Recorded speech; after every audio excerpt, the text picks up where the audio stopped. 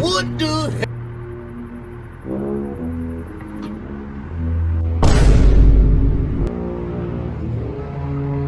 Anyways, guys, there's a lot of things happening this Sunday, and yeah, these are some of the biggest ones. I got my predictions for every single game. Let's just roll this sucker.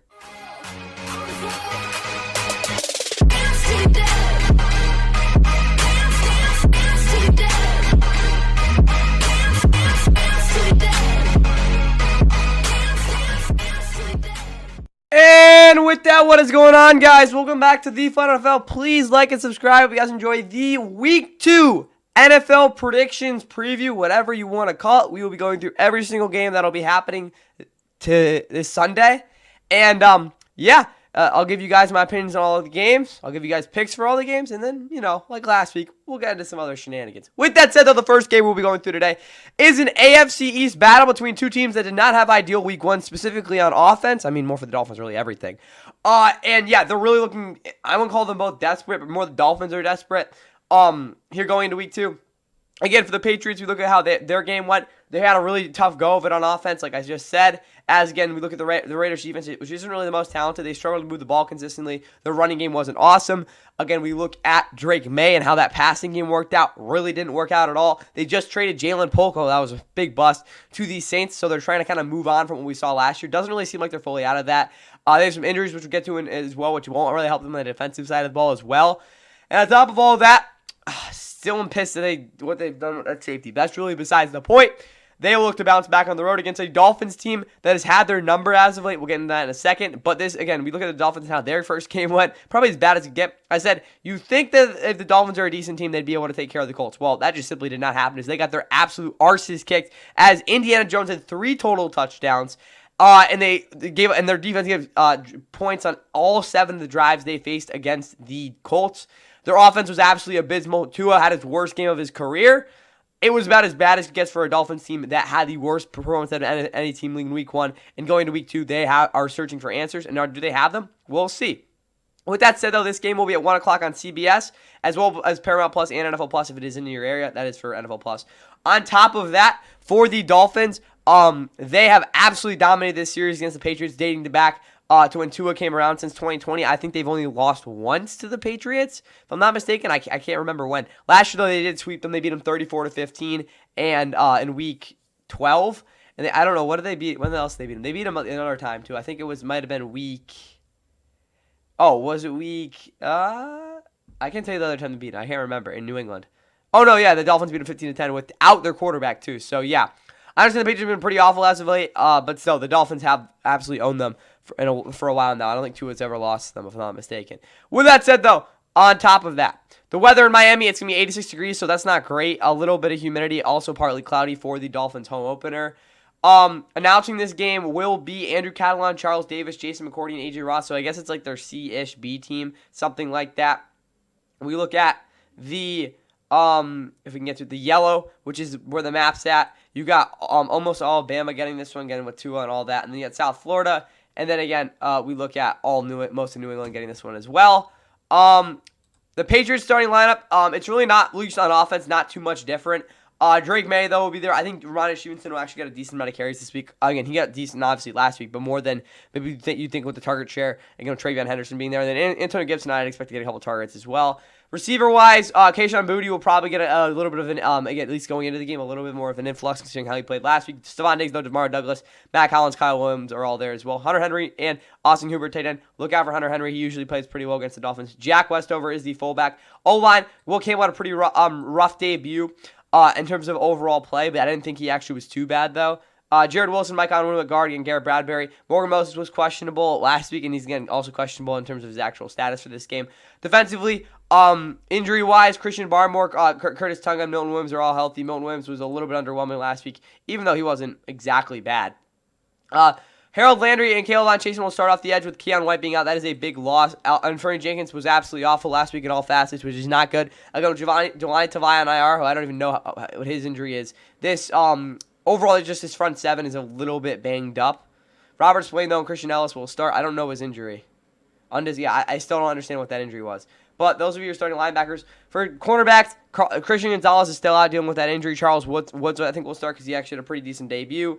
Jalen Hawkins, and they're going to give Craig Woodson the start at free safety with Del Pettis not being very good. Still don't understand why Jalen Hawkins is starting. He is not a good NFL player. Kyle Duggar is bad. I mean, it isn't bad. He's better by a land. I still don't know what they're... Again, I don't know what the hell Mike Vrabel's trying to do with this defense. That's just my simple, honest opinion there. Craig Woodson, another rookie. Give him his shot. He's definitely better than Del Pettis.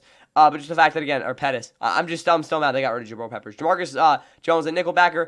Andy Borregles, Bryce Behringer, and then, the rest of the thing. Julian Ashby is the new long snapper. For the Dolphins, if we can get to them, we do have offensively Darren Waller out again. Jalen Wright, the backup running back, is doubtful. Oliver Gordon really didn't do too much, so he really solidified himself as the backup right there. Devon Achane was really the only guy who had any sort of solid production last week. Tyreek Hill, Jalen Waddle didn't really play well at all. Again, Malik Washington also there. Julian Hill, though, will start tight end again. O-line really struggled. Austin Jackson will be out for this one, who had one of his worst games of his career as well. Larry Borum is the backup there. Chop Robinson, Zach Sealer, Benito Jones is out, so I think, they're going to give Zeke Biggers more or less. They're definitely going to give Matthew Jude on the start. But, again, with Kenneth Grant and Zeke Biggers both are going to probably get some definitely opportunities there. Again, Bradley Chubb also there off the edge. You have Jordan Brooks, Tyler Dotson, and Jalen Phillips also, who's going to be a pass rusher there, obviously. With Jack Jones, Storm Duck will be out. He's going to be out for a while. I think it's like 2 to 5 weeks, if I'm not mistaken. And he was their only guy at corner, or in this entire secondary even, who's actually decent. Ashton Davis is questionable. Rasul Douglas will probably start. Ethan Bonner is also doubtful. Jason Marshall Jr. will start at nickelbacker. The former Floridian. There we go. Minka and Ifedu Malafanu will start at safety with Jason Sanders not kicking. There's kind of a mystery there. Jake Bailey, though, Malik Washington, Joe Cardano round out that group there. With that said, though, how entertaining do I see this game being if we're looking at this Patriots-Dolphins game? I'm going to be honest, guys. I think this game will be boring if I can find the teams. There we go. The Dolphins were so bad last week, and with them having so many just injuries in that secondary and just the entire team, I'm just don't love how this defense is looking. And then offensively, considering how abysmal they were last week, I can't see this game being a fun one to watch, especially with how this Patriots team played last week. Again, I just don't see this one being one that I'm going to really want to watch. But at the same time, it could definitely be close. And for who I actually have winning this game, a lot of people are going to want me to pick the Patriots just because of the fact of how bad the Dolphins played last week. But I think Tua will be able to put a decent enough game together to give the Dolphins the win. I'm going to say they win this one 20-10. See the Patriots Dolphins continuing to struggle. No, 20-16. My bad. That was the score I was thinking of. Continuing to struggle, and Miami just being able to put a decent enough offensive game together to finish this one out. But by no means I expect this one to be a good game at all. And it's probably a struggle between two teams that are going to definitely have a rough year. We'll see if that happens, though. Again, that was kind of weak overreaction right there. With that said, though, big game next. And up next, we do have a battle between two teams that have had a pretty bad last 2 years in terms of their expectations, that being the Jacksonville Jaguars and Cincinnati Bengals. But coming into this game, are looking to have a much better season. First off, with the Jaguars, they had a very nice 26-10 rain-delayed advanced win versus the Panthers, in which their defense absolutely dominated that Panthers offense that looked completely lost. But outside of that, their offense was founded by a guy named Travis Etienne, who had his best game and looked better than he has since his second season, which again really was his rookie season considering he didn't play as a rookie. But on top of that, this is a Jags team that is looking up. Do I think they're that good? Who really knows? But they did have a pretty nice win against a team that they probably are better than overall. Bengals on the other side, it wasn't a pretty win at all against the Browns last week, but their defense carried them to it, which I guess is a good sign. But with that said, this is an offense that still has struggled in the first couple weeks, really ever since Joe Burrow's debut. And they're going to have to do a lot in this one, I think, to really kind of combat that. Because I think this Jags team will actually put some points on the board in this one. And unless the Bengals offense does anything to respond to that, it could definitely be a rough game. But anyway, these two teams have not played in Cincinnati, if I'm not mistaken, since way back in 2021. In that game, that was the Joe Burrow coming out game and sorts with Jamar Chase. They won that one 24-21 to move on to 3-1. Jags were in the midst of their 20-game losing streak during that stretch from 2020 to 2021. So I guess that's what happened there. Again, that was the game after Urban Meyer where he kind of wasn't being very faithful. But anyway, for the Bengals, this is a game that, again, they should have a good shot at winning. But again, considering how they played in the early weeks, really throughout Joe Burrow's tenure, it's just not really looking too great there. With that said, though, game's going to be at 1 o'clock on CBS, NFL Plus, Paramount Plus will be your things you can watch in terms of streaming this. Outside that, I'm trying to think of what else for the Bengals. No, that's about it there. Weather for Paycor Stadium, it's going to be 84 degrees, so not ideal. Little bit of wind, also partly cloudy, so it's not really that bad. Announcing it will be Chris Lewis, Logan Ryan, and Tiffany Blackman. So not a really good group to have for this one in terms of, again, like the status of it. And as you can see, really not much of the country at all is getting this game whatsoever. For the Jags starting lineup, you got Trevor Lawrence at quarterback. Nick Mullins is the backup. Travis Etienne, they did just trade, if you didn't know, Tank Bigsby. So that's up. Brashard Tuden and LaQuinton Allen will definitely get some carries. Brian Thomas, Travis Hunter, who we expect to definitely get a little bit more of expanded target share in it this week with Diary Brown out there. Parker Washington, Tim Patrick will also get rotated in. Brendan Strange, Johnny Mutt also there at tight end with Walker Little, Ezra Cleveland, Robert Hainsey, Patrick Curry, Anton Harrison across the O-line. Wyatt Millam and Cooper Hodges are both on the PUP list, or they're out. I don't know. There's something up with them. Wyatt Millam, I haven't heard about him in a minute. Yeah, he has not really done much. Josh Hines Allen, Trayvon Walker, Emmanuel Ogbah, Dwayne Smoot off the edge with Devon Hamilton, and of course, Eric Armstead at defensive tackle, who has been much better as so far this season. It's only been one game. Foyce Logo, Devin Lloyd at linebacker with the sub guy being Dennis Garnick, Yasir Abdul also there. Jerry and Jones will start at corner. Travis Hunter will be a situational guy once again. Monteric Brown is doubtful. Tyson Campbell, Jordan Lewis at nickelbacker with Andrew Wingard, and Eric Murray at safety. You got Cam Little and Logan Cook at the kicker and punter, and then Ross Matashik is the fullback. We move over to the Bengals. They have Joe Burrow at quarterback, Jake Brown is his backup, Chase Brown, Samaje Perine at running back. Again, Jamar Chase Stevens looking to have better weeks in terms of production from what we saw last week. Andre Yossi is also there. Mitchell Tinsley, who maybe will catch a touchdown or something. Noah Fant, Mike Gesicki at tight end as well. You probably see a little bit of Drew Sample as well. Noah Fant, again, they just traded for a guy from Denver. I had no idea going into that last week. Dylan Fairchild, really the only difference at left guard, as well as Dalton Reisner, the right guard, who I've not heard about in a while now in terms of a starting player, though. Joseph Osai, Trey Hendrickson, Miles Murphy, and Shamar Stewart off the edge. You do have TJ Slayton Jr. and BJ Hill at defensive tackle. Demetrius Knight Jr., the rookie, along with Logan Wilson and the vet from the Packers, Oren Burks at linebacker. You do have DJ Turner, Jordan Battle, Geno Stone, Cam Taylor, Britt, and Dax Hill across the secondary, maybe with a little bit of Josh Newton. I don't expect much rotation, though, in this group, considering what we saw last week out of that group. Very good play. Evan McPherson, Ryan Raquel, Charlie Jones again, the return, William Wagner at long snapper. In terms of, again, how we look at this entertainment tier, again, this is new what we're doing this year if you haven't already figured out. But for this game, I actually think this will be an entertaining one. Neither one of these teams, I think, is, again, especially the Bengals, I think, starts out the greatest, so they kind of, like, hurts the overall quality of this one. But the matchup itself just lends itself to being more intriguing than a lot of people would want to admit. On top of the fact that neither one of these defenses are entirely great, so I think there'll definitely be some points put up. Whether or not this game will actually be a true, like, one of the better games this season, I don't really see that happening, or even the week. But I definitely see this as, again, definitely a game that I'll probably pay attention to. With that said, we look at the prediction for this game. This will be tough because the Jags, I just think, could go in here and completely kick the Bengals' butt. That's just something I definitely could see happening. But just the fact that the Bengals have just been so much more consistent overall, even though they haven't been great the past 2 years, and the Jags have really been, just screams at me picking them. But I actually think the Jags are going to go into Cincy and steal that home opener from the Bengals. And I don't really think it'll be a good game from the Bengals at all. I think their offense will actually really struggle. And I'm going to say the Jags win this one 27-14 behind a very strong effort from actually Trevor Lawrence. So, again, I haven't really talked about much yet. But, again, he didn't really have to do too much last week. Again, if he doesn't, like, blow the game with turnovers, I don't see how the Jags can't win this one. I'm actually going to pick them in actually a pretty decent upset, 27-14. We'll see if that actually happens. Now let's get to a game that's had a lot of storylines this week. Whether necessary, we're about to figure out. Next on the chopping block is a AFC North division battle. The Browns played one last week. My bad. The second AFC North battle of the season in the first 2 weeks for the Cleveland Browns. Yeah, there we go. I got that down. As they will be heading to Baltimore to face off against a Ravens team that I think is just, I wouldn't even say they're pissed off. I think they're kind of like, what just happened? Not really shocked against the Bills last week, as that game was absolutely wild. Again, as they took a 40-25 lead into the final 4 minutes, I guess. And then the next thing you know, they ended up losing on a game-winning field goal by Matt Prater. Their defense absolutely collapsed. The rookie infusion didn't really work to any sort of advantage. But that really doesn't matter because it's a new week, and their offense was absolutely phenomenal overall until the turnover by Derrick Henry on the fumble last week. And they, again, should be able to take care of business. They are favored by 11.5 as well. But the Browns, if you didn't hear it all week, they have some players that are making some pretty outrageous comments.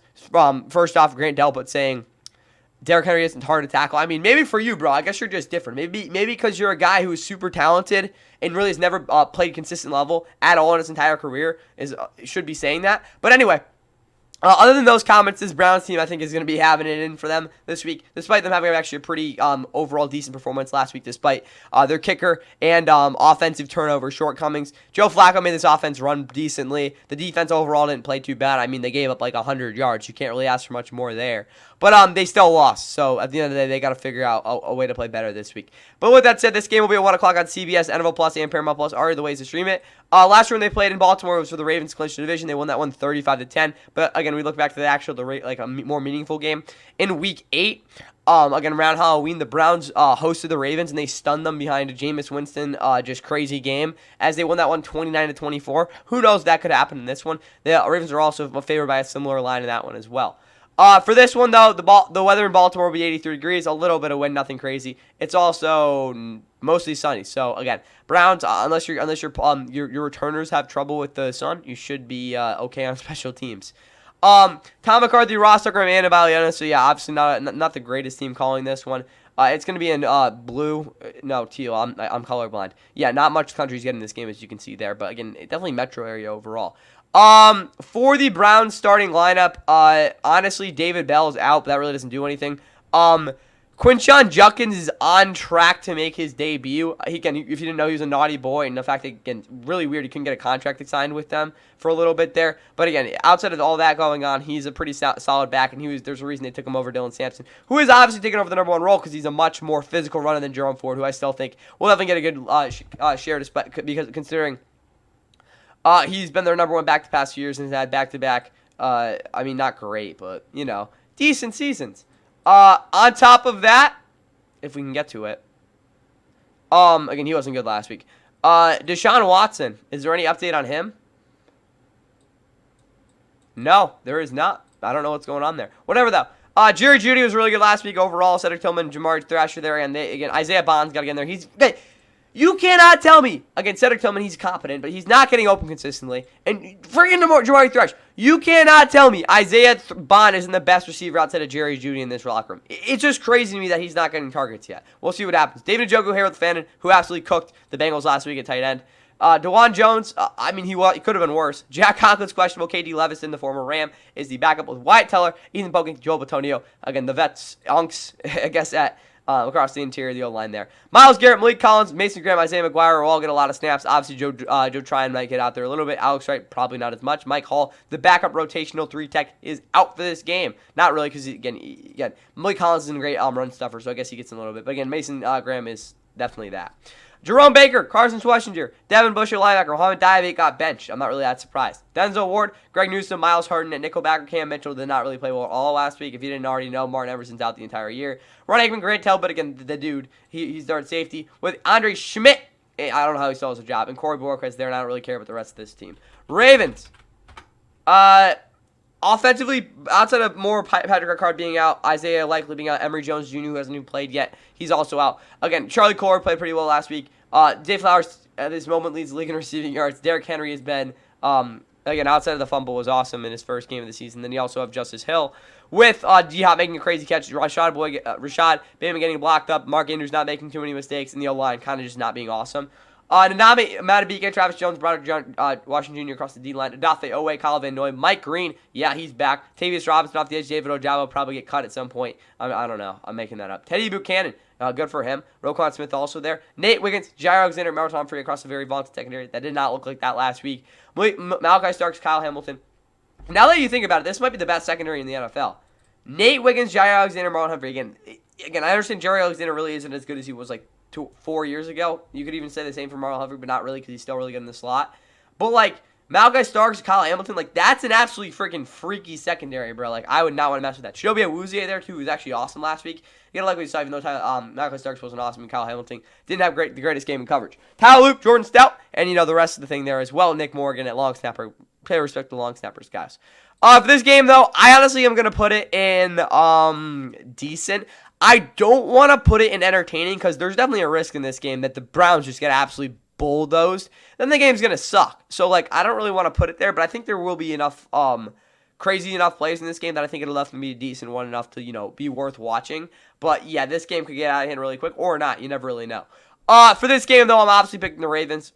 I think they're minus 900. I'm going to say they win like 35-13. It's not going to be a good or close game, but at the same time, who really knows what'll happen? That's my prediction. I'm not getting burned by them again. It's just not going to happen. Now let's move to another game that we'll see how bad it gets. Up next is the final. It's the final regional game for CBS here in the 1 o'clock window. And the game itself isn't the most intriguing, as the Rams, who aren't coming off the most dominating offensive performance against the Texans, but still defensively not giving up a touchdown the entire way.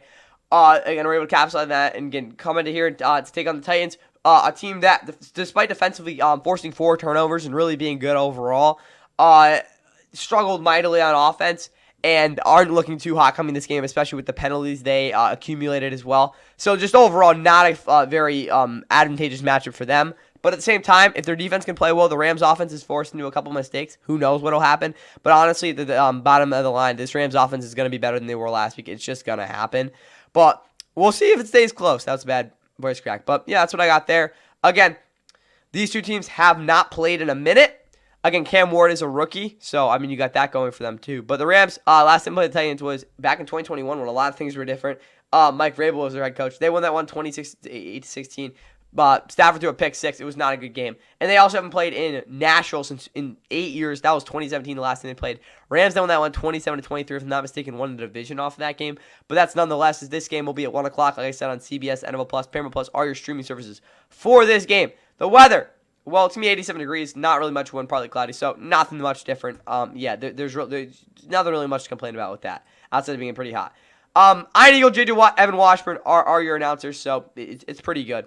Map-wise, it's going to be in blue. You get the whole West Coast getting this game effectively, and then you also have, again, the Nashville area. So really not a bad map overall. It's technically CBS's second team calling this one, so it's not too surprising. They got a decent map, part of the map, but at the same time, it's nothing like insane. Rams starting lineup. Stafford's, again, back issues didn't really look like that last week. Kyron Blake Cormer in the backfield. I don't really know. Again, Jarvis Hunter hopefully gets more carries because, again, he's a rookie and he needs to get touches. Why are we on the Ravens? I don't know. Puka, Devontae, and again, you got Tutu there as well. Jordan Whittington, again, he's going to get a lot of targets. Xavier Smith will probably get in there a little bit. Tyler Higbee, thank God. Colby Parkinson, I'm joking. He's doubtful. Get Terrence Ferguson there, and then Davis Allen, who had a pretty solid week last week. Alric Jackson is good there, as well as Rob Havenstein, Kevin Dotson, Coleman Shelton, who again, Kevin Dotson is thankfully healthy. Steve Avila will not play. Justin Diedick, I think, will probably start, but even though I think Bo Limmer overall is a better player, we'll see how that works out. Test the O-line depth.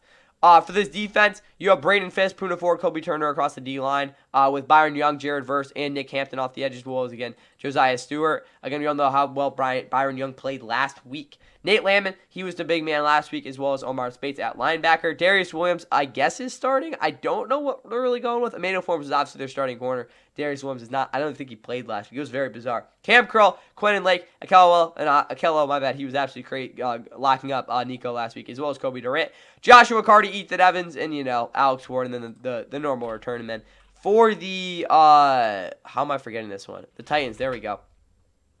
They have a little bit of predicament, though. Cam Ward, again, got sacked so many times last week. He's got to get the ball out quick, like the effing ball out of his hands. Tony Pollard, Julius Chestnut, Kyle Mullings is doubtful again. Calvin Ridley was not good. He's going to have to be out of this week. AGOW and then Tyler Lockett, who I didn't even see on the field last week.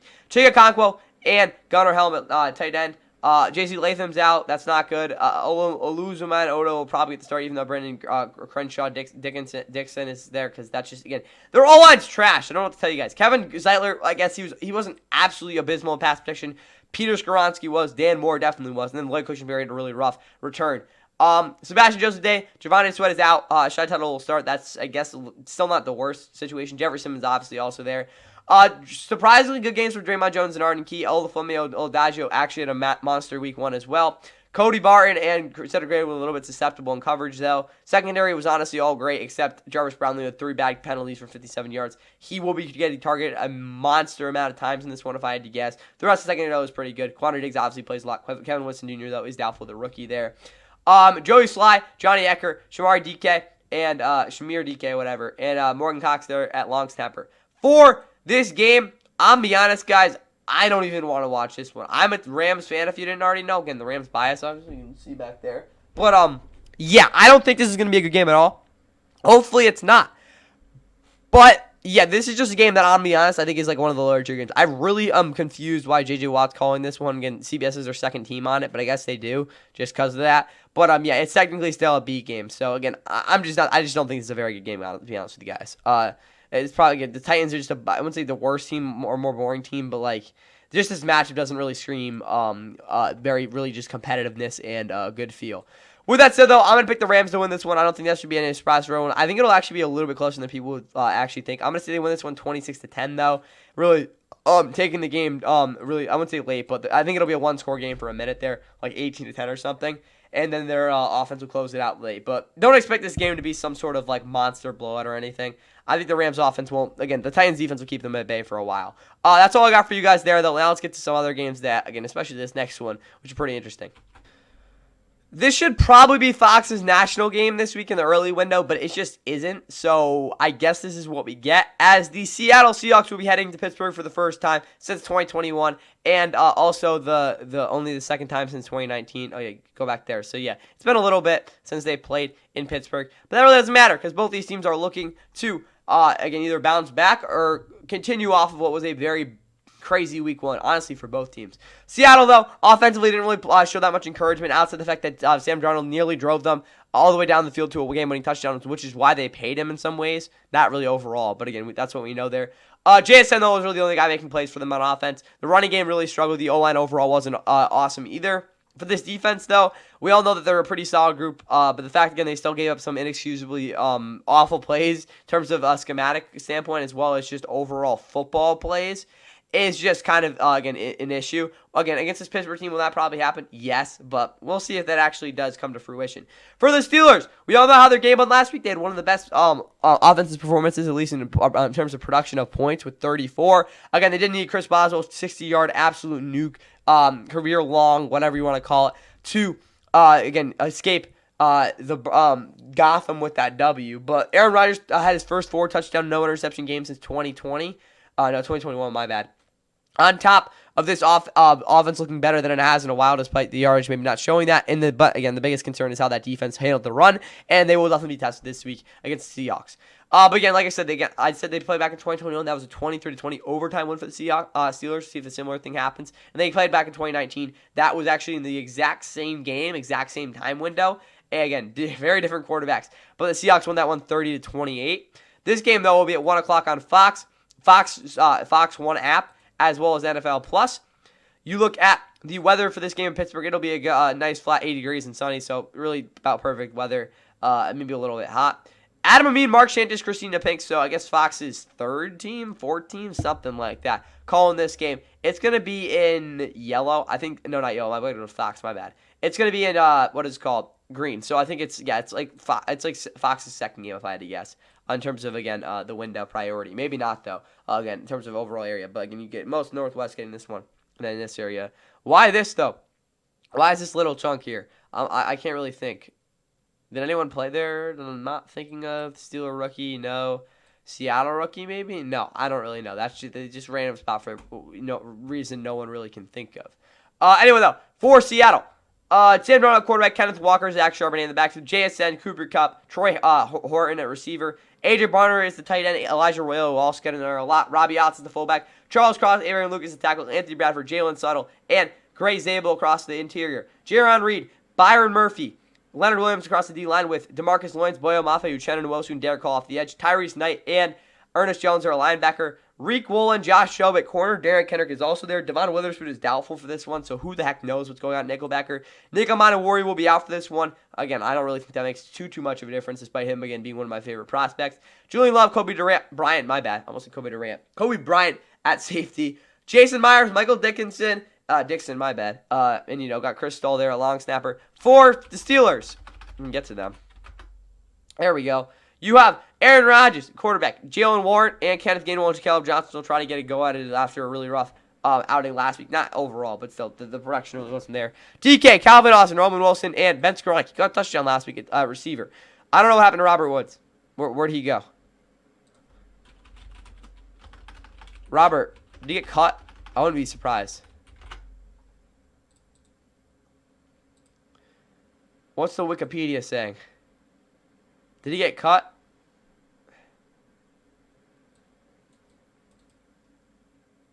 They cut him? I didn't know that. All right.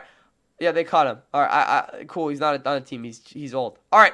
Jonathan Smith, Pat Fryman, Connor Hayward at fullback, Broderick Jones, Isaac Salamali, Zach Frazier, Mason McCormick, Troy Fatano across the O-line. You got Cameron Hayward, Keanu Benton, Derek Carmen will be out for this one again. Isaiah Loudermilk will get started again, who actually was pretty decent last week. Maybe it was Daniel Koule who played a lot. Whatever.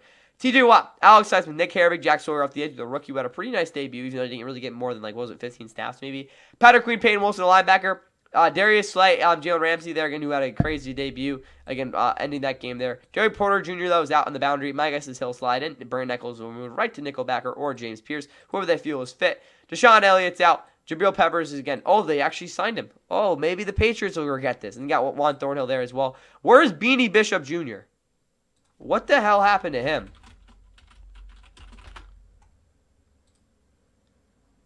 What? Did he get injured? Is he injured? Is he injured? What's up on him? I don't know what happened to Beanie Bishop Jr. He just kind of disappeared. I think he's definitely injured, though. Chris Boswell, Corliss Waitman, Kenneth Gainwell, Calvin Austin, and, you got Christian Kuntz there as well. With that said, though, this game specifically, I'm going to put it in entertaining.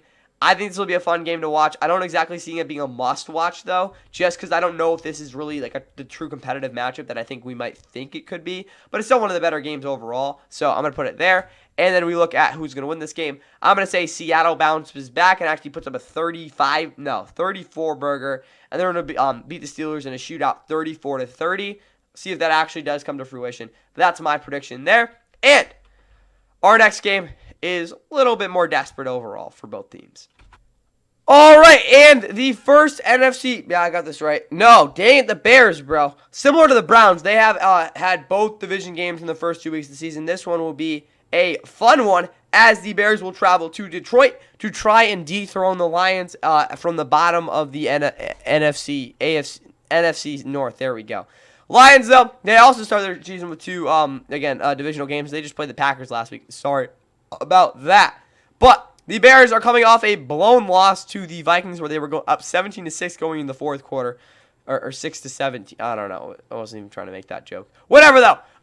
They blew it big time as J.J. McCarthy spread. I'm not going to get into that either. They lost, okay? Caleb Williams sucked in the fourth quarter. Ben Johnson, freaking got rage-baited and crashed out. I mean, I don't know. It wasn't a good week for the Bears, but they still look better than they looked all last season for most things. Right? Yeah, that's the right wording. Whatever, though. Lions. They kind of just sucked. I don't really know what to tell you guys. Defensively, they really didn't make any stops. Offensively, they weren't creative. They just looked dead. And Jahmyr Gibbs just to have a better week, even though he still didn't put up a terrible output in fantasy. Be better, bro. And, this offense needs kind of a jump start. And hopefully they put up 40 points and shut everyone up and, are creative and stuff. But that's probably not going to happen. It'll probably be a pretty struggling, boring game to watch. Not boring, but struggle for a game to watch. Yes, this game will be on Fox. It's at 1 o'clock as well. You can watch it on Fox 1 if you have that, as well as NFL Plus to boot. But, yes, the Bears and Lions played last year. I hope you remember that game that Matty Eberflus got fired. But, yeah, the Lions won that one because, the Bears don't have clock management and all that. 23-20 was the final. And then they played in Chicago that it was 34-17. Yeah, that was the game when they did the stumble thing and then the throw. Hopefully they do that again this week. That'd actually be hilarious. But with that said, announcing this game will be Kenny Albert, Jonathan Miller, and Megan Olivi. Same announcers for that Week 16 game last year. Map-wise, it's going to be in blue. A lot of the Midwest, basically the entire Midwest is getting this game. Outside of, KC in it, no, it's still getting this one. The whole Midwest is getting this game. So if you live in the Midwest, you're going to get this game. Okay, Bears starting lineup. Caleb Williams, he will be starting this game. I hope so. Tyson Bagent got chanced in the fourth quarter last week, but that's besides the point. Also a short week for the Bears. DeAndre Swift, Kyle Mungai, maybe a little bit of Roshan Johnson and running back. G.J. Moore, if he wants to be there. Rome Odunze, Alameda Zacchaeus. Luther Burden was trash last week. Jahad Walker, don't know who you are, but you are out. Or Jahad Day. Just get out, bro. Cole Kmet, Colson Loveland there at tight end. O-line they're there. They're ready to go, bro. Montez Sweat, Grady Jarrett's questionable, who's absolutely awful last week. Shamar Turner and Gervon Dexter Sr. Theo Bingo also there. Daniel Hardy, he's there too. Tremaine Johnson, DJ Edwards, and Noah Sewell. Linebacker with Jalen Johnson, Tyreek Stevenson, Kyle Gordon will be out. That is a big loss. Nahshon Wright will probably start considering how well he played last week. I'm not just going off the pick six there. I may or not be. I only watched like 10 of his snaps. Jaquan Brisker, Kevin Byard there at safety. Carlos Santos, Torrey Taylor, Devin Duvernay, and Scott Daly at the long snapper position. And then we look over at the Lions. There we go. At quarterback, we again have Jared Goff, Jahmyr Gibbs, David Montgomery. You got Amon-Ra, St. Brown, James Williams, Khalif Raymond, a receiver. Maybe a little bit of Isaac Tesla, who was really their only good player last week. That's what I'm calling him from now on. Again, there's 2 ways, but just, yeah, you know, bro. And then we also have Sam Laporta, Brock Wright. Taylor Decker's questionable. Giovanni Manu, I don't know how to pronounce that, but he's there. Christian Mahogany, yeah, just, bro, why is that your last name? Graham Glasgow, Tate Ratledge, and again, the whole interior was trash last week. And then you got Penny Sewell kind of locked up. No, he didn't really. Again, he was just kind of out there. Aiden Hutchinson, Marcus Davenport, Tyler Lacey, and Quan Muhammad off the edge. Interior, I could care less about. Linebacker, honestly, the same, even though Jack Campbell's budding into one of the best linebackers in football. At times, not overall, though. Terry Arnold, DJ Reed, Amik Robertson. Kirby Joseph's questionable. Daniel Thomas is the backup with Brian Branch also there. Jake Bates, Jack Fox, Khalif Raymond, Grant Stewart, Hogan Hatton. Round out the special teams unit. For this game and my desire to watch it, I'm going to say this is one that I'm going to put in entertaining. It's really been entertaining for a while now that I think about it.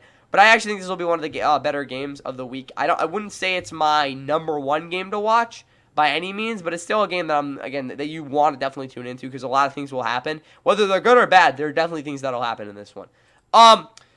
For who I think is going to win this one, I got to go with the Lions because I just don't see the Bears, again, especially after last week, sustaining a lead against an offense that, despite not looking pretty darn bad last week, there's no way they play again like that, especially against the Bears defense that struggles to also keep structure throughout an entire quarter even. I see the Lions breaking off some big plays, maybe putting up some points they don't really manufacture, and knocking off the Bears 28-21 in a score non-indicative sort of game. I don't see it being a blowout, but I don't see the Bears keeping it that close. But I'm just going to say, I don't know, they score a garbage time touchdown or something like that to keep it closer. 28-21 is my final prediction for this. And, yeah, this next game, not one that I'm going to be, just see it. The last regional game we will be covering in the early window is just not a good game. How else am I supposed to phrase it? Oh, yeah, the Niners aren't awful. I don't know, guys, because if you didn't know, Brock Purdy's not playing. I don't need to freaking blow that news up. We all know that he's not. He's going to be out probably next week as well. Who are the Niners even playing next week? They got like a cupcake schedule. They got that's not the worst. So again, their next 2 games aren't exactly easy, but still, the Niners have a cupcake schedule. Again, this is probably the best week they could have got them without Brock Purdy. But yeah, better than last year when they didn't have them. They got blown out by the Packers, and that kind of sank their season, realistically. But yeah. The Niners, I don't know, guys. We'll see how their offense plays. But, again, CMC at least is sort of healthy, I guess. The receiving room is still kind of whatever. They didn't play awesome last week. If it wasn't for Jake Tonges or Tongues, whatever the heck his last name is, making an absolutely nuclear play, they wouldn't have won that game. And their defense, despite being very aggressive, overall wasn't the greatest at containing. That's probably the best way to put it. But big plays galore for that Niners offense last week a lot as well. So we'll see if that can continue that with a new guy under center. Not really a new guy, a replacement guy under center for now. For the Saints, yeah, they tried. Alvin Kamara was the only guy that was consistent, though. This game will be at 1 o'clock on Fox. Fox 1 NFL Plus are the ways to stream it. They have not played. The Niners have not played in New Orleans, if I'm not mistaken, since actually way back in 2020. I think it goes all the way back then. Where the Saints knocked them off 27-13. They had that crazy game, though, in 2019, so who knows? Maybe we could see something similar to that. They haven't played each other since, I think, 2022. That was probably one of the worst games of the year. The Niners won that one 13-0. But for the announcers in this game, you will have Kevin Kugler, Daryl Johnson, and Allison Williams. So Fox is 5th team or something like that. I don't know. It's in yellow. Again, with only 4 games in the early winter for Fox. I'm not saying only, but not a ton of the country's getting this game. My bad. There we go. For the Niners starting lineup, I already said Brock Purdy's out. Mac Jones will start. So, I mean, honestly, that could be worse.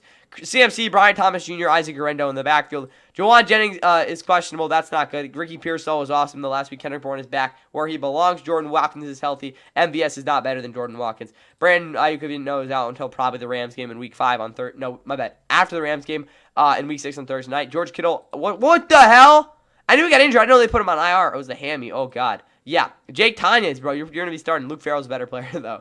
Kyle Juszczyk, a fullback. They might just put him at tight end. Trent Williams, questionable. He didn't look good last week, so I wouldn't be surprised there. Spencer Burford, no. Please don't start him. Ben Bartch, Jake Brendel, Dominic Cooney, and Colin Kavitz round that out. Defensively, Michael Williams will have a quiet first game and a lot of expectations.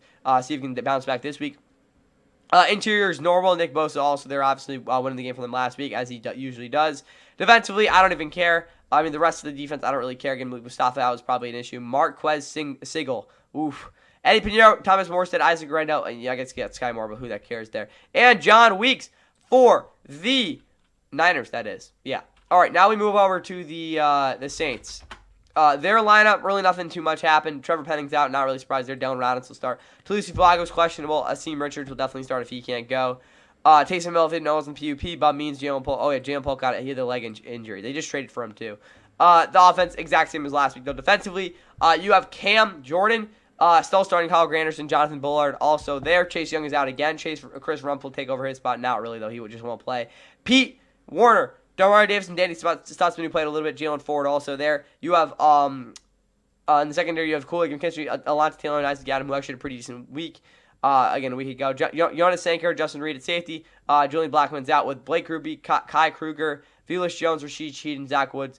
Filling out the special teams unit. For the this game, yeah, this is gonna be a bad game.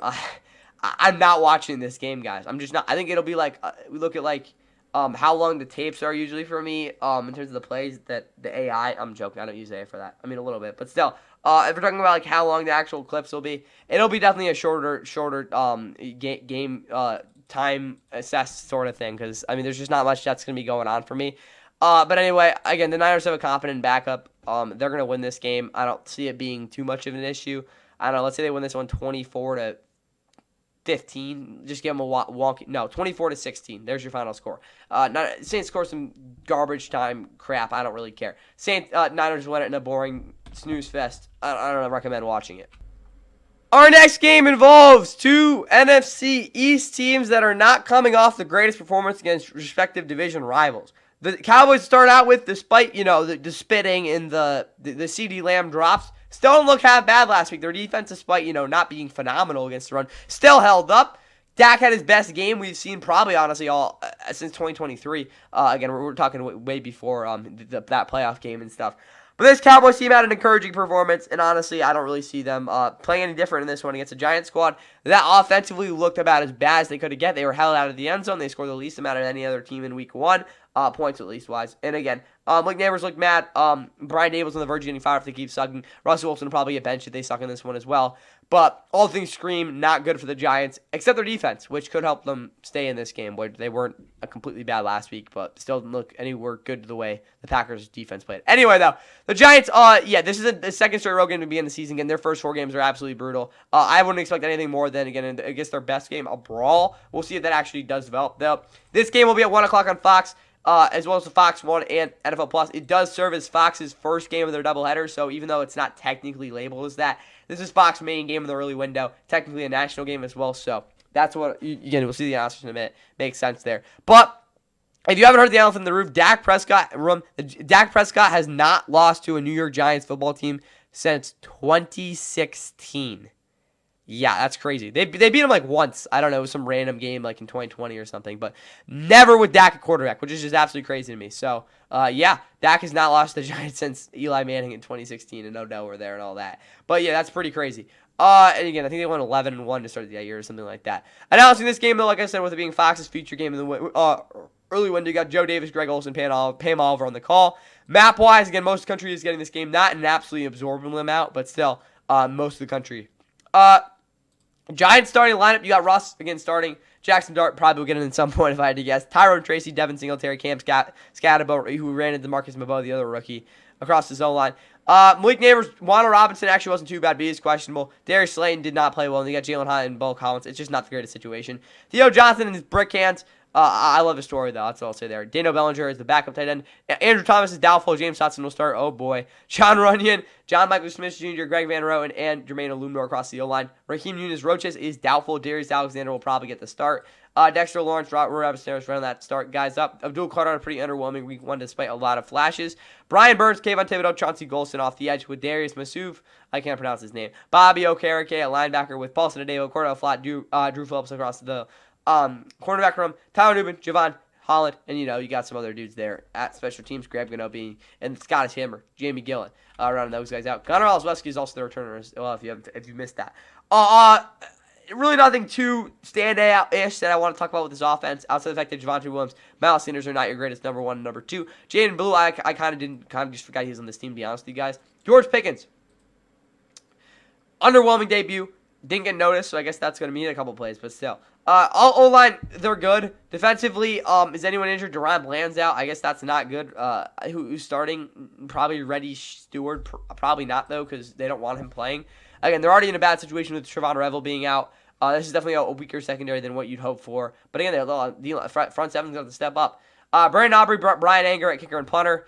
And with that said, we look at this game as a whole, how good it'll be. I think I'll put it in decent. I'll say this at least would be a decent game for part of it. I think there'll be people definitely engaged this one just because of the fact that the Giants are like, oh, they got to win this and sort of thing. Already desperation, sort of.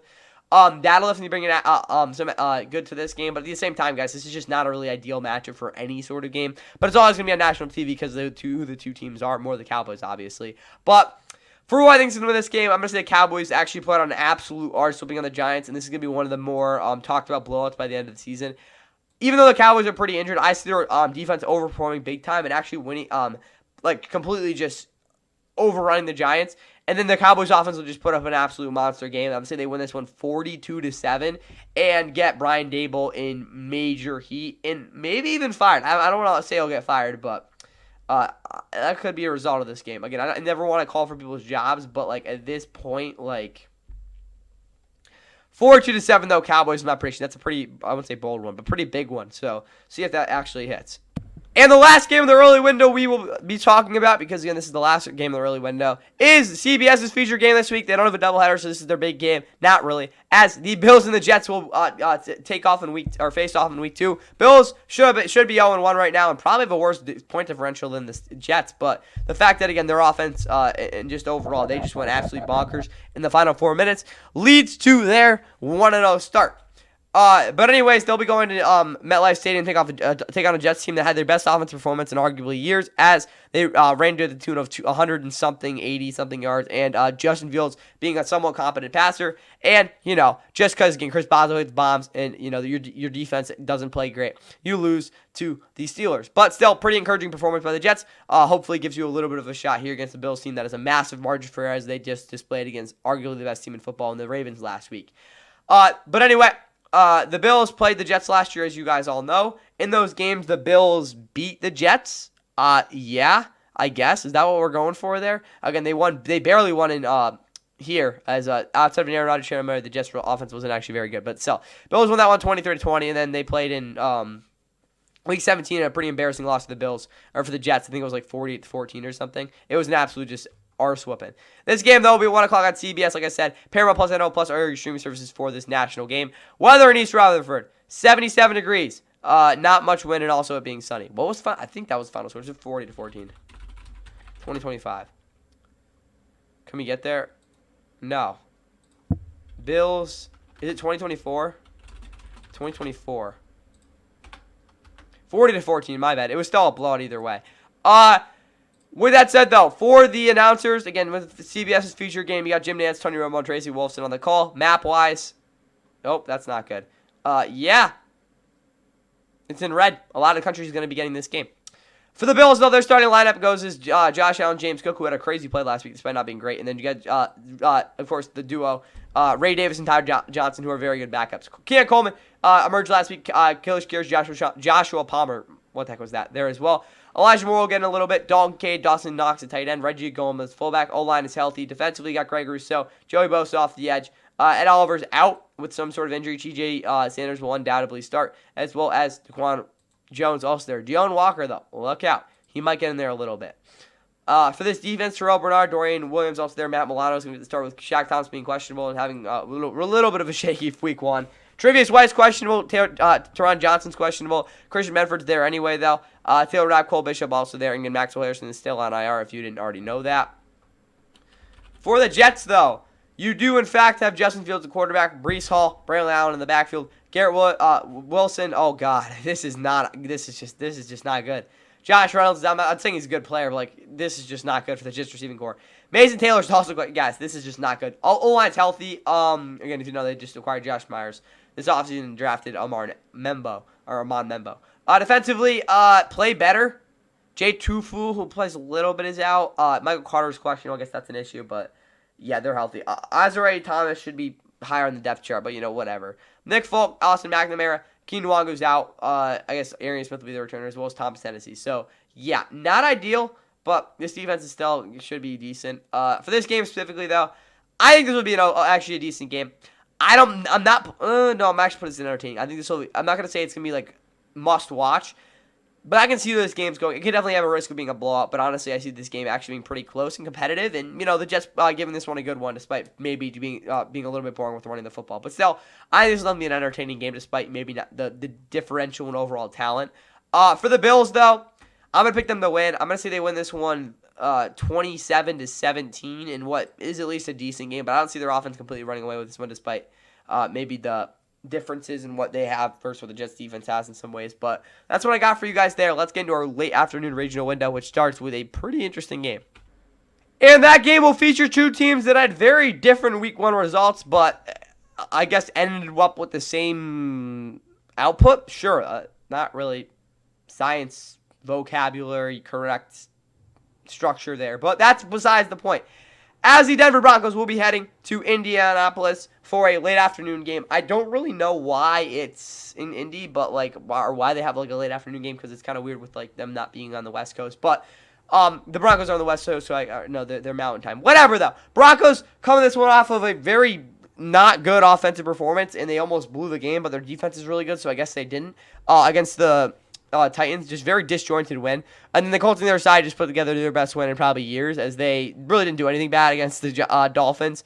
Daniel Jones just completely orchestrated that offense to a T, even though maybe they weren't as explosive as you might have wanted them to be. But who really cares? They got a huge win in week one, surprised everybody. And who knows? Maybe they still the Broncos this week well, if, again, the Broncos continue to play bad football. Don't overhype them, though. This is 1 week, and, the Colts aren't supposed to be very good if you haven't already figured it out. But the Broncos have not played in Indy in a minute. I think it's actually been since 2019, if I'm taking that off on a limb.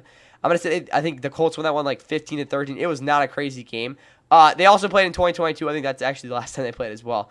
And that was a 12-9 brutal win from the Colts. This game, though, again, will be at 4:05 on CBS, NFL Plus, Paramount Plus, all your streaming services for this regional late afternoon window game. Announcing it will be Kevin Harlan, Trent Green, Mel Collins. So again, essentially it is the third team calling this one. We look at the map. It's going to be in green. Pretty darn good, hefty chunk of this country's getting this. The country's getting this one. Again, especially with again, we look at the areas that are getting it. Broncos starting lineup: Bo Nix at quarterback, Jacob Dobbins, R.J. Harvey in the backfield, Cortland Sutton, Troy Franklin, Marvin Mims at receiver, Evan Ingram, Adam Trautman at tight end, Michael Byrne is on IR. Garrett Bowles, Ben Powers, Luke Wattenberg, Quinn Meinerz, Michael Glinchey across the O-line with Zach Allen and everyone else on the D-line. Drake Greenlow's out again, so Justin Strand will start again. Secondary-wise, they're all healthy. No one really had a bad game particularly, but again, they could have been better. Will Lutz, Jeremy Crawshaw, Marvin Mims, and Mitchell Frabani at long snapper. For the Colts, Indiana Jones at quarterback. You got Jonathan Taylor, G.D. Giddens in the backfield. Tyler Goodson is questionable. Michael Pittman Jr., Alex Pierce, and Josh Jones at receiver. Donnie Mitchell is also in the fold with Tyler Warren, Mo Alley Cox at tight end. Bernard Raymond, Quentin Nelson, Tanner Bortoloni, Matt Gunkhouse, Braden Smith across the O-line. Defensively, got Kwity Paye, Grover Stewart, DeVaris Buckner, Leatu Latu, who's questionable, Samson Ebukam, and Tyquan Lewis with Cameron McGrone, Zaire Franklin, and Joe Bachi at linebacker. You have Shavarius Ward being out, so Mekhi Blackman will start. You also have Kenny Moore and Xavier Howard. Cam Bynum, Nick Cross at safety. Spencer Schrader, Rigoberto Sanchez, Anthony Gold and Luke Rhodes at long snapper. So with that being going on with the Colts, we look at how this game is actually going to be. I'm actually going to put this in must watch. I know that for a lot of people, you're like, what the hell? How is that game in must watch? I honestly think this will be one of the better games of the week. I don't think going into it, it might be the most two talented teams playing it, but I see this game being a fun roller coaster of a game overall. And I see this being like one that's just going to be very, very hard to kind of like take your mind off of. But that's what I got there. That's kind of my thought on what's going to go on there. And then we look at who's going to actually win this one. I'm actually going with the Colts. I don't know if we'll pick them after this week, but I'm going to actually see them go out to a 2-0 start. And I say they're going to win this one 16-15. Broncos doing a field goal or something. I don't know. I see this being a close game. I see it go down to the wire. Hopefully a stunning end to it. But that's what I got there in this one. Colts pulling off somewhat of an upset. Now let's get to our next game, which one team I really want to win. And the other game in the late afternoon window, regional window, is a battle of two NFC teams that again I have the eliminator pick for, which we'll get to in a minute. I mean, I guess you could think of it if I have balls, but whatever. Again for the other team. But yes, this is gonna be a interesting game just because of the fact you got two you got the short quarterback bowl. I really can't talk, but still. It's not the tall quarterbacks, that's all I'll say. As the Panthers who were coming off an abysmal offensive performance overall last week against the Jags will head to Glendale for their second road game in a row before they again head home and hopefully win. I don't know. It was a very encouraging performance though by the Panthers last week. Like I said, they did not play well at all against the Jags. Meanwhile, the Cardinals took care of business against the Saints, and they looked to get out to a pretty weak 2-0 start, but nonetheless, it is a 2-0 start. Kyler Murray last week looked pretty decent. Again, you saw a pretty well-rounded performance from Marvin Harrison Jr., and they again got the W. These two teams haven't played in Glendale since way back in 2019. In that, no, it's 2021. My bad. In that game, we all know that the Cardinals they got a little hurt by Cam Newton in that one. But again, neither one of these teams look anywhere near the same, so there's really no point in talking about that one. On top of that, though, this game will be at 4:05 on CBS, NFL Plus, Paramount Plus will be the ways you can stream this game. Announcing it, of course, will be Spiro Diaz, Adam Archuleta, and the King Balboa. It's just such a C game. I don't really know what else to tell you guys there. It's going to be in orange. Not really much country at all is getting this game. Essentially only like certain areas. Again, nothing really much else to it, to be honest with you guys there. For the Panthers starting lineup, you do have Bryce Young at quarterback, Chuba Hubbard, Rico Dowdle in the backfield. Trevor Etienne will probably get a carry or two. Tep, Xavier Legette, and Hunter Renfrow receiver. Bryson Tremaine, I guess he's there. I don't really know if he is, but he is here in the depth chart. Deion Sanders, Tommy Tremble are also there. Kevin McCown is questionable. Josh Nijman is the backup. The O-line, at least from what I can see, is healthy. Defensively, Adrian Robinson, Bobby Brown, Derek Brown, and Patrick Jones on the edge. Princely and Uniman, and then Tertian Warren, who's out, will be there as well. Dieter Wana is also there off the edge with Nick Scorton. You got Trevin Wallace and Christian Rhodesboom at linebacker. Secondary-wise, it's the exact same group as last week, except Caleb Evans will probably get a couple more snaps. Ryan Fitzgerald, Sam Martin, again, Trevor Etienne, and J.J. Jensen. If you didn't know, Ryan Fitzgerald is a rookie for the Cardinals now. And they have Kyler at quarterback, with Jacoby Brissett as the backup. James Conner, Trey Vance, who's coming off a pretty nice week. And Amari DeMarcano in the backfield. Bam Knight, that's a pretty good name. I don't know where you're from, who you are, but you have a good name. NC State, I knew that. Marvin Harrison, Michael Wilson, Zay Jones at receiver. Greg George is also there. With Trey McBride at tight end. Ted Ryman is out. Elijah Higgins is also there. Paris Johnson Jr., Evan Brown, Elijah Frola. And you, of course, have Isaiah Adams and Jonah Williams also there. For this defense, you have Josh Sweat and Darius Robinson off the edge. Dante Stills, Jordan Birch, my bad, are also there. Calais Campbell, Dalvin Tomlinson at defensive tackle. Walter Nolan will be out. Newland, my bad, will be out for this game. Akeem Davis Gaither, Mac Wilson Sr., and David Collins, the linebacker. Will Johnson, Max Mellon, and Garrett Williams will be at corner with Buda Baker and Jalen Thompson at safety. Chatter Allen's kicker, Blake Gillikin's questionable punter. Greg Dortch and Aaron Brewer around the rest of that out. And for how good I see this game being, no. Just no. No, it's not going to be good. Maybe I'll watch it. Just not a game that I'm really looking at like, sure, I'll watch it sort of thing. It's just not very good. In terms of, again, how I see this game playing out, I mean, I have the Cardinals as my eliminator pick, so like I kind of like 6-7 need to see them win. And I'm going to say they win this one 27-16. Not really too much of a contest, but still close enough where it's not like I'm going like crazy. So yeah, Cardinals win this one. Now let's get to the game that everyone actually wants to talk about. Yeah, Fox, your snooze fest last week for your featured game between the Giants and Commanders kind of looks like worthwhile as you get the Super Bowl rematch on America's Game of the Week season's debut as the defending Super Bowl champs, Philadelphia Eagles, look to do what they did last year, the Chiefs in the Super Bowl, as they head in off of a pretty consistent opener, despite their best player spitting on the Cowboys quarterback, being against Jalen Carter and Dak Prescott. But they still got the win. Their offense really wasn't anything different than what we probably would have expected outside of Jalen Hurts, still not being a top half of the league passer. But again, with that said, the Eagles are still a team that are very, very good. They have another tough game next week against the Rams, but they're probably not looking at this one. They're trying to send the Chiefs somewhere they have not been since the last time they didn't make the playoffs. But like I said, very well-rounded win for the Eagles last week. And again, they have a very, very, very rich history and in very recent memory with the Chiefs, who last week got punched in the mouth by the Chargers. Actually, they did, literally, again, with that being Travis Kelce. But they didn't really recover, as their offense, despite kind of getting it going late, didn't get the ball back, as the defense, I wouldn't say failed them, but just didn't get it, couldn't seal the deal-ish, yeah. But, Chargers, big win again. Justin Herbert had a big slide there after that third down carry. But, yeah, the Eagles got, the Chiefs got upset last week in Sao Paulo, and, they're at risk at starting out 0-2 for the first time ever, not only under Mahomes, but since 2014, which was the last time they missed the playoffs. So absolutely crazy things there. But they start out 1-5 in 2015 maybe with Andy Reid head coach. So again, even if they start out 0-2, it's not the end of the world.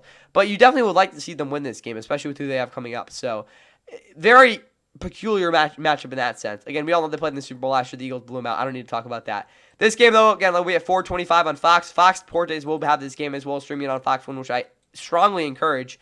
And you also have NFL Plus to boot as well. Anyway, though, you look at the announcers. No, the weather in Kansas City. It's going to be hot. 91 degrees, a decent amount of wind, also being cloudy. So just not really great weather overall. So again, I definitely recommend if you're going to this game for whatever reason. I mean, not for whatever reason. Obviously, you're going to see two really good teams. But if you're going to this game, keep that in mind. Announcing this one, obviously, will be Kevin Burkhardt, Tom Brady, Muhammad Ali, and Aaron Rodgers. It's Fox's number one team. We all know that. Map-wise, well, there doesn't need to be a map because this is the only game in the window. I'm not surprised, obviously. Again, this is probably one of those games that, again, will be in that sort of attention. Jalen Hurts at quarterback. Again, if he did get injured, Tanner McKee might not be able to go out there. So, I don't know. Sam Howell. Tank Bigsby, though. Saquon in the backfield. Will Shipley will be out for this one. And that's why part of the reason they just traded for Tank. A.J. Dillon, A.J. Brown, Devonta Smith. Again, I'm telling you guys, A.J. Brown's going to go off this week. He is. Whether they win or lose, he's going to go off. Jahan Dotson's also there. There we go. Dallas Goedert's out. Grant Calcaterra is the backup. Ben, I cannot pronounce your name, but you're out. Van Summerman. Well, yeah, something like that. O-line is healthy. They're good, too. Cameron Williams. Cool, you're out. I don't know who you are, bro. Defensively, yeah. Who do I talk about? Nakobe Dean's upon the PUP list. It's the exact same group from last week. Jalen Carter already gets service suspension. That was the ejection was. Jake Elliott, Braden Mann, Will Shipley's out. You also have Jahan Dotson and, Charlie Hewlett. For the Chiefs, inactives for them. Xavier Worthy, again, he was already a long shot anyway. He, again, dislocated his shoulder pretty bad. Jalen Rose is out. We're running the game. Again, we'll definitely feature a lot of Kareem Hunt, maybe even Rashard Smith. Elijah Mitchell has not looked good, I guess, in practice is what they're saying. Who knows? Isaiah Camp, Pacheco there. Mahomes probably play better this week. Hollywood Brown, though, Juju Smith-Schuster, and Tyquan Thornton will be a receiver. Not ideal. Again, Rashee Rice is still serving his suspension, and probably for a while. And it is 6 weeks. Travis Kelce, great at tight end. O-line is healthy, even though they didn't play well last week. Defensively, nothing really new. Same group as last week. I mean, Omar Norton Lott, the rookie, had a pretty good debut, though. Harrison Butker, Matt Ryan, Nicky Remigio, and James Winchester across the special teams unit. And for this game, it's obviously the game of the week. I mean, again, you probably, there's definitely better matchups, but, you could have asked for, again, in terms of more high-profile matchup, it doesn't really get much more than this outside of, again, a couple games we'll talk about later in the season. But, yeah, it's obviously the game of the week. Who's going to win this one, though? Eagles are definitely getting some favorites because they're the better team, but I can't picture the Chiefs under Mahomes starting out 0-2, at least not this year. It'll be a close game. There's no fact around that. But I say the Chiefs' offense is one of their best performances we've seen in a while. I see this being a high score, not high scoring, but a very, very big play reliant game. I don't see this game being methodical drives with offense. I just don't see the defenses really wanting to go for that. At least definitely the Chiefs. So I'm going to say they win this one 27-24. Butker bomb to win it. I'm going to say maybe 60 yards, something like that. And then the Chiefs just going to make a statement we're still here. And then the Eagles are we kind of just lost sort of thing. That's what I got on this one, though. Let's get to our last game, which is decent for Sunday night. And the Sunday night football matchup here for week 2 is definitely a massive drop off in terms of quarterback provenness in most fashions. And this one is the unproven Michael Penix, who is coming off actually a pretty nice week statistically against the also unproven, but I don't know, maybe he can play in the fourth quarter, J.J. McCarthy, as the Great Vikings again had a very big fourth quarter, putting up 3 touchdowns and were able to knock off the Bears off of those plays after getting trailing 17-6 going into the fourth quarter on a Monday night. But they will be going again with their home opener on a short week against the Falcons, who had their home opener last weekend being the first game of the season, and had a lot of chances, but really just couldn't close. Consistently stay with the Bucs in terms of getting ahead sort of thing. Again, as we all know, Michael Penix overall had a pretty solid game. Again, even though his one touchdown was kind of a dump off. The defense didn't look entirely great, but they definitely limited. Baker Mayfield made it really confusing, got consistent pressure, which is something we have not seen in a while from this defense, which are all encouraging signs. Nonetheless, though, the Falcons headed to Minneapolis last year for a big Week 14 matchup. They got their absolute butts kicked in the fourth quarter. He also gave them 3 touchdowns and lost 42-21. While that's important to mention, I don't see that happening in this one. But this game will be at 8:20 p.m. in Sunday Night Football. Always is. It'll be on NBC. The NBC Sports app, obviously Peacock, NFL Plus, as well as Universal, which is the Spanish version for this. Again, I think Football Night America 7 has all the interviews and stuff. Do recommend watching that. But we look at the announcers for this game. It's as it always is. You have Mike Tirico, Chris Collinsworth, and Melissa Stark. But for the Falcons starting lineup, you will have Michael Penix, quarterback, Bijan, and Tyler Algier in the backfield. Drake London, Darnell Mooney, and Brandon McLeod. Casey Washington, who actually got some targets last week, will be out for this one. Kyle Pitts, though, at tight end. O-line is healthy. Again, outside of, we already know Caleb McGarry's out, so it's not really healthy. You got Elijah Wilkinson starting. Ryan Nazeal, though, had a pretty solid game at center last week, though. D-line, despite some bricks there, having some bricks there that actually lay bricks in basketball, will be across there with the rest of the front seven being healthy. Secondary-wise, Jordan Fuller's out. I guess James Pierce is, so that's just a complete lie. James Pierce is out. He's questionable, and, you get some guys in IR. DeMarco Helms, questionable. Billy Bowman's questionable. You also have Jordan Fuller being out, so that's what's going on there. D. Alfred will get the start, but Billy Bowman did not go. Young Aku, Bradley Pinion, Jamal Agnew being out is not good. Ray McLeod will be the turner. Willie McCullough as that long snapper. For the Minnesota Vikings, their quarterback again is J.J. McCarthy. You have Aaron Jones and Jordan Mason in the backfield with Justin Jefferson, Jalen Naylor, and Adam Thielen at receiver. T.J. Hawkinson, Josh Oliver at tight end. Christian Darrisaw is out, so Justin Skoll will be the left tackle. The rest of the O-line is ready and steady. No, they really weren't that steady last week, but they're going to be good out there. Defensively, the new signee, Jonathan Allen and Javon Hargrave, had very fun weeks last week. Were they great? They were there. Austin Keys questionable. Tyler Beatty, the BYU dude, is on IR. Andrew Van Ginkel's out. Dallas Turner will get all of the runs. He'll probably have at least 40 passer snaps if I had to guess this game. Ivan Pace Jr., Eric Wilson, a linebacker. Jonathan Gurnett obviously there as well. Isaiah Rodgers, Byron Murphy, interviews to Thomas at the quarterback positions with Harrison Smith being questionable. You also have Joshua Metellus there at strong safety. And, the special teams unit is, they'll be special. They'll definitely be doing some special teams in this one. Finally, though, how do I see this game going? And we have the Monday night games, which we'll get to tomorrow. Actually on Monday. But still, this game, I'm going to put it in. This is weak. I'll put it in entertaining just because, again, the unprovenness at the quarterback position for both these teams forces me to put it there. But honestly, I don't think this is one of the better Sunday night games of the year in terms of actual quality. But at the same time, it'll be interesting to see how both those quarterbacks play in this national spotlight. But we just saw J.J. McCarthy, so we kind of have an idea of that. With that said, though, final prediction of the day. Who do I see winning this prove it matchup? I'm going to go with the Vikings because I cannot have the Falcons winning any games. Vikings win this one 23-19. Sure, that'll be the score. Should be a decent game, though. Hope you guys enjoy it. Hope you guys enjoy all the games today. Not today, tomorrow. Yeah, there we go. I'm locking in. Here's a play from this game, though. And, stick around for the recap on Monday as well as the Monday Night Football predictions. Quarter last week to lead him from behind. They're going to do it again in the fourth quarter here. Wants Edison downfield. Comes back. Fights for the ball and makes the grab. Luxury to have opposite of Justin Jefferson. Jordan Addison has gotten one-on-one coverage the entire day. This time it's against Clark Phillips. Phillips, he started the last couple games.